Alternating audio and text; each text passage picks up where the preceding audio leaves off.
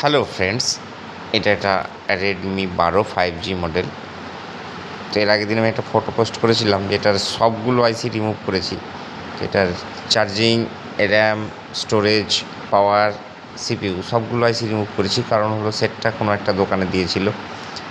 তো চারিদিকটায় হিট মারা এমনভাবে ঘাটা যে আমি ঠিক প্রবলেমটা কোনখানে আমি বুঝতে পারছিলাম না। ডিসি রিডিং কোনো কিছু পাওয়ার কি নিচ্ছিল না। আই চার্জারে লাগালে শুধু 0.1 এম্পিয়ার নিয়ে থেকে যাচ্ছিলো। বাক ভোল্টেজও তৈরি হচ্ছিল না, কোনো পাওয়ার কি নিচ্ছিল না, পাওয়ার কিতেও ভোল্টেজ আসছিল না। তাই জন্য আমি সবগুলো আইসিকেই রিমুভ করেছি। এটা 12 5G আর M6 Pro 5G একই মাদারবোর্ড। তো এটা আমি সবগুলো আইসি রিমুভ করার পর রিভলভ করে নিয়েছি, প্রত্যেকটা সুন্দর করে রিভলভ করে নিয়েছি। এবার আমি একটা একটা করে আইসিগুলোকে ইনস্টল করব। প্রথমে চার্জিং আইসি, তারপরে পাওয়ার আইসি, তারপরে সিপিইউ, স্টোরেজ, র্যাম সবগুলোকেই ইনস্টল করে দেখব যে আমার সেটটা অ্যাকচুয়ালি চালু হচ্ছে কি না। তো যারা এই যে হিট কিংবা এই কাজগুলো করে থাকেন আমার জুনিয়র টেকনিশিয়ান ভাই, আমি আগের ভিডিওতে বলেছি, এখনও বলছি, প্রবলেম বুঝতে না পারলে আপনার যে সিনিয়র আছে তার কাছে সহায়তা নিন। ফালতু ফালতু সেটগুলোকে ঘেটে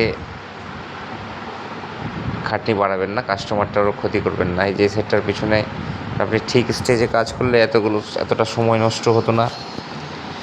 সবগুলোকে করে প্রায় 2 ঘন্টার ব্যাপার, সময়টা নষ্ট হতো না। ঠিক স্টেপে কাজ করলে হয়তো শর্টকাটেই হয়ে যেত। তো ব্যাপারগুলো একটু ধ্যান রেখে কাজ করবেন। না বুঝতে পারলে সিনিয়রের হেল্প নিন। তাও না বুঝতে পারলে ইউটিউব আছে, বিটম্যাপ আছে,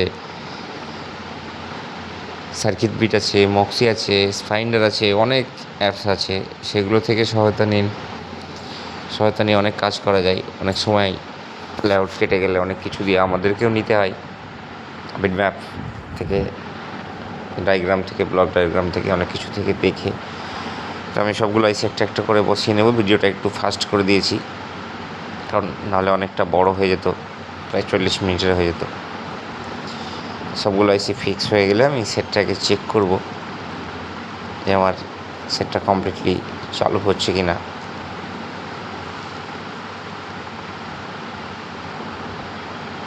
এই সেটগুলো স্টেপ বাই স্টেপ না কাজ করলে অনেক সমস্যা। আমি এবারে সেটটাকে চেক করব যে আমার সেটটা কমপ্লিট চালু হচ্ছে কি না।